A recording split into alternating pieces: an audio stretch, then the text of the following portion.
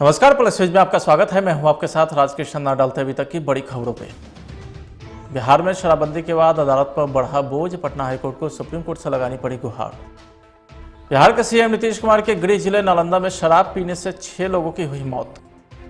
Matric और inter की परीक्षा देने के लिए कोरोना वैक्सीन जरूरी, 26 जनवरी तक लगेगा टीका। और कोरोना से पटना में सक्रिय मरीजों की संख्या सबसे ज्यादा। अब खबरें विस्तार से।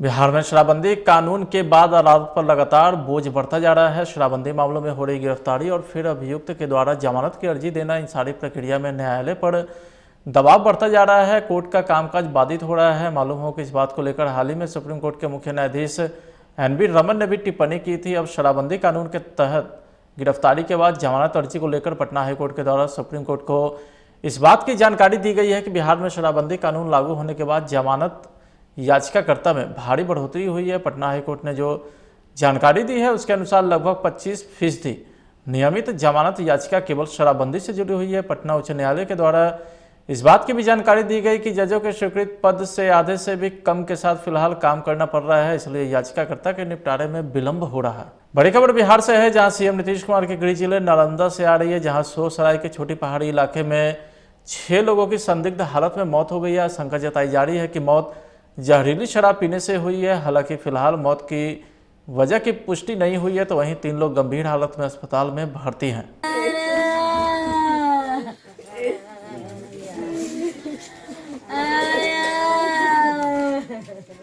चूड़ा कहाँ दारू पी के दरुआ मुझ पर रहने पटी पहाड़ तारिया तने वन्ने बेटवा। कल घर से जा करके? हाँ, घर आजमाना गिर पे विकलांग बेटा, एक बेटा को होगा बेटी है को संजय के बिल्कुल चार लगा 5 बजे ला। तो बाद तबियत बिगड़े लगले? हाँ, 4 गो उल्टी है कल। की नाम ले तोहर? हमर मानती देवी नाम आपको। उनका नाम की है? अर्जुन पंडित, बेटवा का जीत पंडित नाम है। राते दारू पी ना? हाँ, नहीं 4 बजे ला संध्या के? हाँ, 2 बजे तक 2 बार। अभी तक हम लोगों ने जो जांच किया है, हर घर के लोगों से मिले भी हैं, तो 3 लोगों की मृत्यु हुई है और एक व्यक्ति सीरियस अवस्था में हॉस्पिटल में है और 1-2 अन्य लोगों के बीमार होने की कहीं कहीं से सूचना आ रही है। इसमें एक व्यक्ति के परिजन बता रहे हैं कि वो पैरालिसिस के मरीज से, उनको पैरालिसिस कल हुआ रात को, पैरालिसिस अटैक, और डायबिटीज़ वगैरह भी था। बाकी 2 जगह को हम लोगों ने इन्वेस्टिगेशन किया। एक उनको पता नहीं चल रहा है, लेकिन बता रहे हैं कि रात को उल्टी वगैरह हुई थी, और तीसरे व्यक्ति बता रहे हैं कि हाँ, कभी कभार उनको पीने की वो कोशिश करते थे और कल रात को बीमार हुए। इसके अलावा 1-2 और लोग हैं, तो हम लोग पता कर रहे हैं। हालांकि पुष्टि तो पोस्टमार्टम रिपोर्ट आने के बाद ही होगी, क्योंकि कहीं किसी के घर से कोई शराब का बॉटल बरामद नहीं हुआ, तो फाइनल पुष्टि तो पोस्टमार्टम रिपोर्ट आने के बाद ही होगी। लेकिन हम लोग अभी इस पूरे एरिया को, जो छोटी पहाड़ी इलाका है ये, तो पूरे ज़िले का बल यहाँ मंगाया गया है और मेरे और एसपी साहब हम लोग खुद इस अभियान को लीड करेंगे और इस पूरे एरिया को हम लोग अभी सघन अभियान चलाएँगे। पूरे एरिया, छोटी पहाड़ी का पूरा एरिया जो है, पूरे ज़िले बल को 4 हिस्सों में बांट करके अन्य सब डिविजन्स के अनुमंडल पुलिस पदाधिकारियों को भी बुलाया गया है। अभी इस पूरे एरिया की कॉम्बिंग की जाएगी और लगातार ये ऑपरेशन चलेगा, और अगर मिलता है कोई इस तरह का व्यापार करता हुआ तो उसको हम लोग कड़ी कार्रवाई करेंगे और इस एरिया से हम लोग कोशिश करेंगे कि पूर्णतः इस पर रोक लगाया जाए। राज्य में कोरोना की रफ्तार में लगातार बढ़ोतरी हो रही है। शुक्रवार की शाम तक एक दिन में राज्य में 6541 मरीज में एक बार फिर से संक्रमण की पुष्टि हुई है और राज्य में अब एक्टिव केस की संख्या 34,000 के पार हो गई है। सबसे ज़्यादा राजधानी पटना में की है, जहां की हालत काफ़ी खराब है। कोरोना की तीसरी लहर में अभी सबसे अधिक कोरोना संक्रमित पटना शहर में ही मिल रहे हैं। कोरोना से पटना एम्स में 3 मरीज की भी मौत हुई है, तो वहीं 24 घंटे के अंदर पटना जिले में 2116 नए कोरोना के मरीज मिले हैं। शुक्रवार तक पटना सदर में कोरोना संक्रमित की संख्या 12,000 पार कर गई थी। अभी सबसे अधिक संक्रमित शहरी क्षेत्र में है और ग्रामीण क्षेत्रों में भी कोरोना संक्रमित की संख्या में धीरे धीरे इजाफा हो रहा है। बिहार बोर्ड के मैट्रिक और इंटर की परीक्षा में शामिल होने वाले छात्र और छात्राओं के लिए कोरोना वैक्सीन लेना अनिवार्य कर दिया गया है। अगले महीने शुरू होने वाले मैट्रिक और इंटर की परीक्षा में शामिल होने वाले किशोरों को 26 जनवरी से कोरोना का टीका दिया जाएगा। संक्रमण की तीसरी लहर को देखते हुए राज्य सरकार ने यह फैसला किया है, जिसके बाद स्वास्थ्य विभाग के अपर मुख्य सचिव प्रत्यय अमृत ने सभी जिलों के डीएम और सिविल सर्जन को पत्र लिखते हुए कहा है कि हर हाल में राज्य के 15 से 18 साल के किशोर और किशोरियों को टीका लगाया जाए। आज ही के दिन 1949 में भारतीय सेना पूरी तरीके से ब्रिटिश सेना से आजाद हो गई थी। Field marshal K M. करियप्पा आजाद भारत के पहले सेना प्रमुख बने थे। इसके बाद से आज के दिन सेना दिवस के रूप में मनाया जाता है। साल 1949 में भारतीय थल सेना में करीब 2 लाख सैनिक थे, जबकि आज वहां संख्या 13 लाख से भी अधिक है। इस हिसाब से भारतीय फौज दुनिया की दूसरी सबसे बड़ी सेना है। आज 15 जनवरी भारत के लिए गर्व का दिन। हर साल 15 जनवरी को हमारे सेना की तरफ से और पूरे देशवासियों की तरफ से खुशी और गर्व से इस आर्मी डे को सेलिब्रेट किया जाता है। मैं आज बताना चाहता हूं कि भारत 1949 जो इंग्लैंड के जनरल थे फ्रांसिस बुचर, उनसे रिप्लेस करने के बाद हमारे लेफ्टिनेंट जनरल करियप्पा इनको आर्मी इन चीफ बनाया गया था और उसी 15 जनवरी 1949 से लगातार इसी दिन आर्मी डे को मनाया जाता है। मैं ये बताना चाहता हूं कि अंग्रेजों के जमाने में ही 1885 में बॉम्बे, पंजाब, बंगाल इंक्लूडिंग बर्मा इसकी कमांड होती थी, लेकिन भारत की आजादी के बाद 1949 हमारे जनरल करियप्पा ने अपने सेना का सर्वमान्य के तौर पे कमांडर नियुक्त किए गए। जैसा कि मैं आपको बताना चाहूं कि हमारे जो प्रेसिडेंट होते हैं वो हमारे सुप्रीम कमांडर होते हैं आर्मी के, और वो 4 स्टार जनरल के तौर पे माने जाते हैं। मैं आपको बताना चाहता हूं कि ये भारत में आज 7 कमांड हैं और 7 कमांडों के साथ लगभग 14 लाख सेना की स्ट्रेंथ है, जो दुनिया की नंबर 2 सबसे बड़ी मतलब फौज है। इसमें कोई शक नहीं। मैं ये भी बताना चाहता हूं कि भारतीय फौज में एक से एक बेहतर स्किलफुल और हर तरह की कोरें और हर तरह की इनके पास साजो सामान है। फॉरेन में भी United nation peace keeping force और आपके बांग्लादेश में, और जब भी जरूरत हुई पाकिस्तान और चीन को मुंह खानी पड़ी है हमारी भारतीय सेना से। आज गर्व की बात है कि हम लगातार इसी 15 जनवरी को अपने सेना दिवस को मनाते हैं। और ये भी मैं बताना चाहूंगा कि जनरल करियप्पा साहब के नाम से जो दिल्ली में ग्राउंड है उसी में ये सेना दिवस का परेड होता है। ये भी मैं बताना चाहूंगा कि हमारी शेर गिल जो कैप्टन महिला ऑफिसर थी, इन्होंने भी एक बार 2020 में परेड को कमांड किया। और ये खुशी की बात है कि आज हमारी महिला भी भारतीय सेना में हर क्षेत्र में अग्रणी है। और सबसे बड़ी चीज है कि जो भी हालात है चीन और पाकिस्तान का, इसके सामने हमारी भारतीय सेना ताकत। बड़ी खबर बक्सर से है, जहां स्टेट बैंक की मुख्य शाखा में भीषण आग लगी है। आग लगने के कारण एसबीआई मेन ब्रांच में सब कुछ जलकर राख हो गया है। घटना के बारे में मिली जानकारी के मुताबिक आग तकरीबन रात के 2:30 से 3 बजे के बीच में लगी, जिसके बाद लोगों ने आनन फानन में इसकी सूचना बैंक के अधिकारी और फायर ब्रिगेड की टीम को दी। दमकल की 6 गाड़ियां लगातार आग पर काबू पाने के लिए मशक्कत करती रही, लेकिन आग ने पूरी तरीके से बैंक की शाखा को अपनी जद में ले लिया था। और जब तक आग पर काबू पाया गया तब तक सब कुछ जलकर राख हो गया। 2:30 बजे के आसपास शॉर्ट सर्किट से सर के चेंबर से वहीं से आग लगा और धीरे धीरे चारों तरफ फैल। आप जब आग लगा तब वहीं पर थे? जी, हम लोग थे। आपको कब पता चला कि मतलब आग लग चुका है? वही 2:30 बजे के आसपास। 2:30 बजे जिसकी सूचना आपने सभी को दी? हाँ, सबको मर्यादा के पदाधिकारियों को दिया गया। सब लोग आए हुए उसी समय से, सब लोग के सहयोग से। अभी आग किस तरह थी?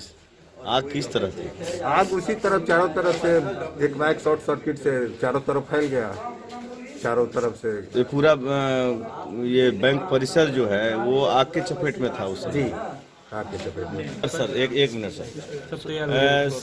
सर, क्या हुआ था, ये कैसे आग लगी सर? देखिए, आग के कारण का तो अभी पता नहीं चल पाया है। रात में 2:45 बजे के करीब मेरे पास सूचना आई कि शाखा में आग लगा है। तत्काल मैंने यहाँ के जो मॉडल थाना इंचार्ज मालाकार साहब से मेरी बात हुई और उनसे ये अनुरोध किया कि फायर ब्रिगेड वगैरह को बुलाइए। उन्होंने तुरंत सपोर्ट दिया, तुरंत यहाँ से एक मोबाइल टीम आई, पुलिस आया, विदिन 15 मिनट्स हम लोग भी आए और 15 मिनट के अंदर यहाँ पे फायर ब्रिगेड की एक गाड़ी भी आ गई थी।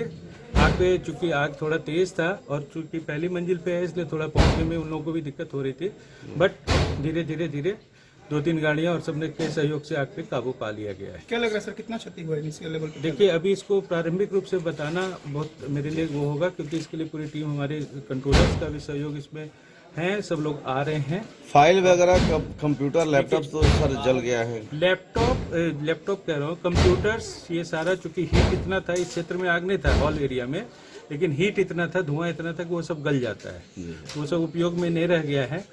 और ये इसमें कोई डाटा सब सुरक्षित है, क्योंकि हमारा बैकअप ऑफिस पे इस पे डाटा सब सिक्योर रहता है, इसलिए डाटा की कोई चिंता नहीं है। प्रारंभिक में जो हार्डवेयर है, यूपीएस है, ये सारा सब जल चुका है, high speed note sorting machine ये सब जल चुका है। हम लोग अभी पूरी टीम, मेरी कंट्रोलर्स से बात हो रही है, वो लोग पूरा सहयोग देके पूरी टीम रवाना होगी और जल्दी से जल्दी हम लोग शाखा को रिस्टोर करने के लिए काम कर रहे हैं। क्या लगता है कहाँ से शुरुआत हुई होगी आज की? ऐसा अभी बताना मुश्किल है। प्रारंभिक पता चला कि एक चिंगारी सी लगी थी और वो धीरे धीरे फैलते चली गई। शॉर्ट सर्किट बताया जा रहा है। इसको बताना मेरे लिए, क्योंकि हम इसमें एक्सपर्ट तो नहीं है, लेकिन जो सूचना आपको कितने बजे करीब मिली थी? करीब 2:45 बजे मिली सुबह। ये सब डाटा, ये आपका डॉक्यूमेंट भी जल गया है? डॉक्यूमेंट सारा फायर प्रूफ सेफ में है, डॉक्यूमेंट का कोई नुकसान नहीं है, जनता के किसी भी उस संपत्ति का कोई भी धन हानि नहीं हुआ है। जी सर, कैश बच गया है? सब कैश वैश सुरक्षित है और हमारा लॉकर भी सुरक्षित है। जनता का सब कोई किसी भी तरह का कोई उस तरह का नुकसान नहीं हुआ है। सर परिचय आपका? मैं तरुण कुमार मिश्र। पटना के मुसल्लापुर हाट में युवा शक्ति टीम के द्वारा कोरोना वैक्सीन अभियान लगातार जारी है। पूरे कोरोना महामारी के दौरान मुसल्लापुर हाट के वार्ड 48 में जदयू नेता समाज सेवी विक्की मेहता के द्वारा वैक्सीन और बूस्टर डोज दिलवाने का काम लगातार चल रहा है। आज भी यहां लगभग 500 लोगों को टीका दिया गया, जिसमें युवा, महिला, वृद्ध सभी लोग शामिल हुए। इस मौके पर विक्की मेहता ने बताया कि यह अभियान तब तक जारी रहेगा जब तक बिहार से कोरोना पूरी तरीके से खत्म नहीं हो जाती। सबसे पहले तो मैं वार्ड 48 के सभी जनताओं को एवं पटना वासियों को मकर संक्रांति की हार्दिक शुभकामनाएं देता हूं, क्योंकि अभी जस्ट हम लोग मकर संक्रांति से निकले और मैं अपने काम पे लग गया हूं। तो ये बेहतर है। कोरोना टीका जो पड़ रहा है, पिछले मैं 7-8 महीना, जब से कोरोना टीका है 7-8 महीना 10 महीना से मैं करवा रहा हूँ करीब। तो पिछले बार मैंने करवाया, लोगों को करवाया जो आया था 18+, उसके बाद हम लोग करवा रहे हैं 15+। और आज एक बड़ा संदेश है, क्योंकि आज वो जो 60+ जो बूस्टर आया है, जो जिसमें सरकार ने ये फैसला लिया है, हमारे मेडिकल विभाग ने ये फैसला लिया है कि जो वैक्सीन 9 मंथ मतलब 9 महीना पहले जो वैक्सीन लिए हुए हैं, जो हमारे अभिभावक जो हैं, हमारे जो गार्जियन लोग हैं, हमारे जो पटना वासी सीनियर गार्जियन है, वार्ड नंबर 48 के सीनियर गार्जियन है, तो उन लोग के लिए भी बूस्टर डोज का व्यवस्था हम लोग युवा शक्ति टीम ने करने का काम किया। और आगे भी हमारा हमेशा प्रयास रहा है कि ज़्यादा से ज़्यादा लोगों तक अपना ये इंजेक्शन भिजवाएं हम, ज़्यादा से ज़्यादा लोगों को सुविधा देकर इंजेक्शन दिलवाएं हम, और अपनी सरकार के साथ अपनी सरकार के साथ और अपनी मेडिकल टीम के साथ मिलकर, क्योंकि देखिए बिना मिले हुए काम होगा नहीं, जब तक हम लोग मिलेंगे नहीं तब तक काम होगा नहीं। तो मिलकर हम लोग काम पहुंचाने का तो काम कर ही रहे हैं और आगे भी निरंतर हम लोग काम करते रहेंगे, और काम तो हमेशा करना ही है। लोगों ने अभी तक वैक्सीन ले चुके हैं? देखिए, पिछले बार तो मैंने करवाया तो करीब 500+, तो मैंने बताया ही, आपको पहले ही बताया था कि 500+ मैंने पार किया था, और अभी फिर आज से मैंने स्टार्ट किया है। तो लगभग आज 300 350 का टारगेट है हम लोग का, आज का टारगेट है, क्योंकि हम लोग काम जो कर रहे हैं टारगेट लेके काम कर रहे हैं। ये नहीं कि हम 500-600 आदमी को बुला लिए और बुलाकर व्यवस्था नहीं दे पाए और नहीं कर पाए, तो ये डैट इज़ नॉट गुड, ये अच्छा चीज़ नहीं है। क्योंकि लोग आते हैं तो मतलब उनको अब क्या है, बिहार को क्या है, बिहार को बदलने के लिए सिस्टम चाहिए, अच्छा सुविधा चाहिए, ताकि बिहार बदले। तो हम लोग युवा हैं, हम लोग युवा पीढ़ी हैं, हम लोग नया पीढ़ी हैं, हम लोग आज पीढ़ी जो बड़ा हुए हैं, तो हम लोग चाहते हैं कि अपने गार्जियन को, अभिभावक को बढ़िया से बढ़िया सुविधा दे सकें, और हर समय हर पल सोचते रहते हैं कि किस तरह से सुविधा दें कि ताकि लोगों को हम लोग मदद पहुंचा सकें। तो वैक्सीन का काम अभी कर रहे हैं, और आगे निरंतर जो भी सामाजिक काम होगा हम लोग आगे भी करते रहते हैं और आगे भी करते रहेंगे। और हमारी आज काम से, हमारी लगन से, हमारी युवा शक्ति टीम के लगन से आज हम लोग को मेडिकल की ओर से भी कोरोना सर्टिफिकेट। बहुत अच्छा हो रहा है अनुभव। ऐसे ही पढ़ना चाहिए हर लोगों को, जो 16 वर्ष से ऊपर है सब लोगों को लेना चाहिए, ताकि कोरोना जो का असर भी होता है तो उसमें कम से कम होता है और चला जाता है। कई सारे युवा है जो बाहर से आकर यहाँ रहते हैं, ऐसे में यह जो अभियान वार्ड 48 में चल रहा है, इसके बारे में क्या कहिएगा? नहीं, बहुत अच्छा है। चाहे वो पटना के वासी हो या पटना के बाहर के वासी हो, अगर यहाँ लेते हैं तो अच्छी बात है। वो कहीं भी तो लिया जा सकता है, तो बहुत अच्छी बात है कि यहाँ युवा शक्ति केंद्र में आकर के लोग ले रहे हैं, बहुत अच्छी बात है। वर्ल्ड हेल्थ ऑर्गेनाइजेशन बोल रही है कि जब तक आप मास्क नहीं लगाइएगा, सोशल डिस्टेंसिंग का पालन नहीं कीजिएगा, तब तक इसका कोई उपाय नहीं होता। ऐसे में टीका लेना या नहीं, एकदम ज़रूरी है। मतलब टीका लेना भी ज़रूरी है और मास्क लगाना भी ज़रूरी है और सोशल डिस्टेंसिंग का पालन करना भी ज़रूरी है। जैसा अगर कहा जाता है उस तरह से अगर लोग करते हैं तो उसमें बहुत फ़ायदा है लोगों को और कोरोना पर नियंत्रण भी पाया जा सकता है। आपका परिचय? हमारा नाम सुभाष मेहता है, मुशल्लापुर का निवासी हूँ। तो वहीं मकर संक्रांति के मौके पर जाप सुप्रीमो पप्पू यादव ने पटना के सैदपुर में झुग्गी झोपड़ी में जाकर गरीब लोगों के बीच खिचड़ी खाएं और बांटकर मकर संक्रांति का पर्व धूमधाम से मनाया। इस मौके पर राजेश रंजन पप्पू, समाजसेवी नकुल पासवान भी शामिल हुए।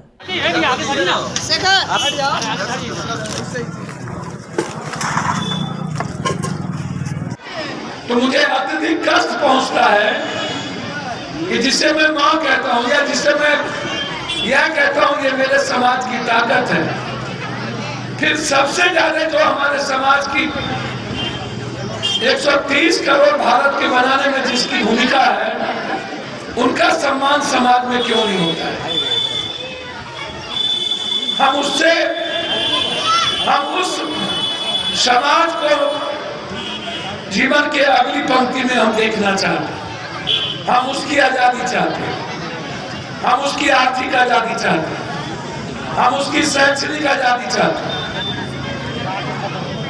मैं एक लाइन आपको कह के जा रहा हूं, क्योंकि आज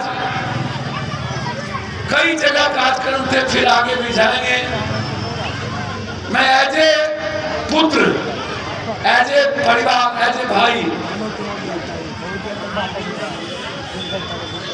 हमारे जीवन की जो भूमिका है, हम आए हैं दुनिया में जिसके लिए, वो मेरी एक ही प्राथमिकता है। कभी जीवन में ईश्वर ने मौका दिया, मैं दुनिया में क्या करूंगा ये तो मुझे नहीं पता,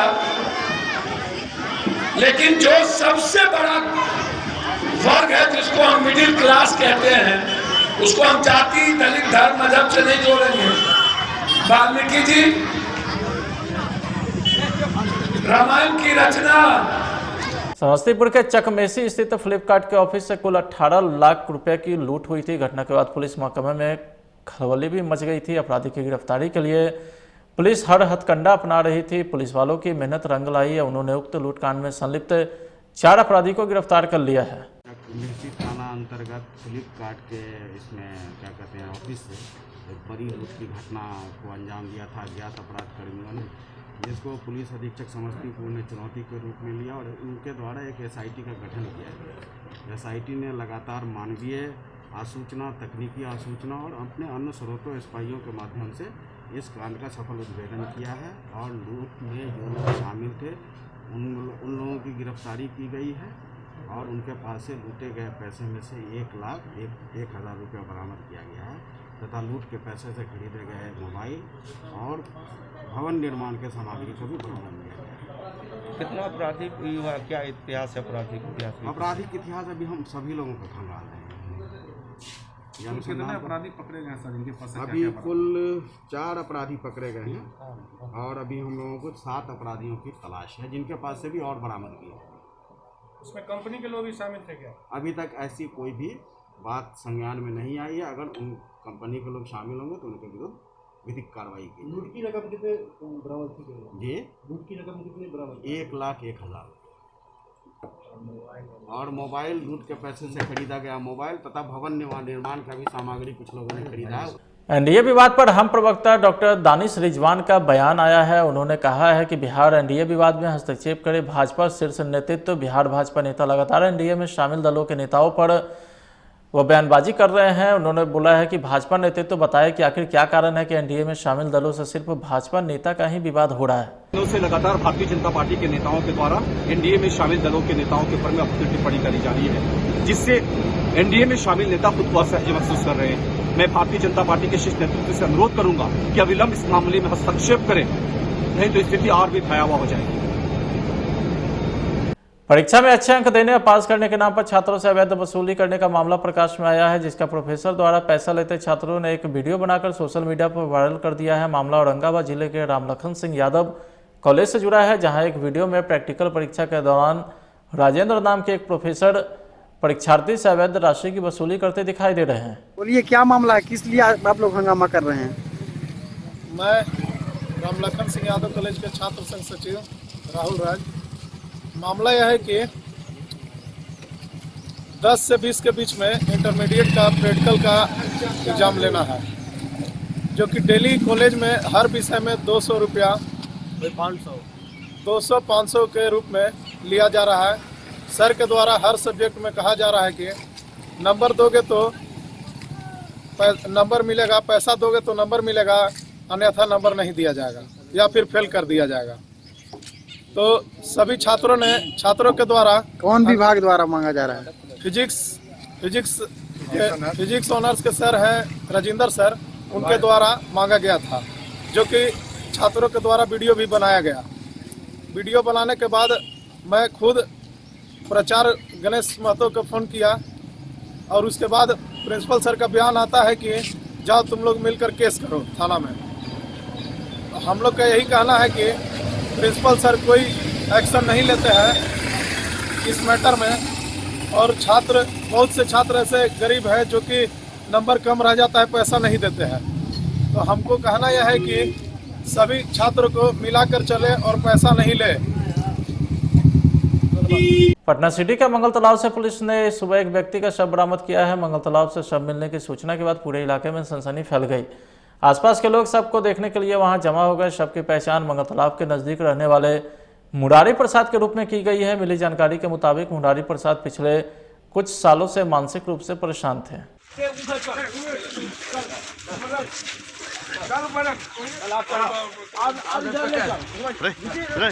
रात में 6:30 बजे आपस में निकले घर से, बोले कि आते टहल के। तबीयत भी इनका खराब है, दिमागी मानसिक रोगी है। उसके बाद फिर 9:30 बजे तक आए नहीं। तो हम लोग 9 बजे के आसपास में आए देखने के लिए, लेकिन पता नहीं चल पाया। स्टेशन भी गए तो उसके बाद नहीं पता चल पाया। तो 11 बजे हम लोग खड़े चले गए वापस। सुबह 6 बजे आए तो देखा ऐसा ऐसा है। मुरारी प्रसाद, धुंधी बाजार। अभी सुबह मॉर्निंग गश्ती में थे, इसी क्रम में पता चला कि मंगल तालाब में एक आदमी डूब के मर गए हैं। तो इसी क्रम में जाकर के देखे तो पता लगा कि इनकी पहचान से हो चुकी है। ये धुंधी बाजार के रहने वाले हैं और इनका बेटा आशी से यहाँ आया, पहचान किया कि मेरे पिताजी हैं। इनका नाम मुरारी प्रसाद है। डेड बॉडी को बाहर निकलवा लिया गया है। ऑफिस को पोस्टमार्टम के लिए हम लोग पीएमसीएच ले जाएंगे। लड़के के द्वारा बताया गया कि मानसिक से थोड़ा सा ये विषित थे। 8 दिन से दवाई उवाई खा रहे थे, घर में ही थे, लेकिन किसी कारणवश ये अपना निकल गए।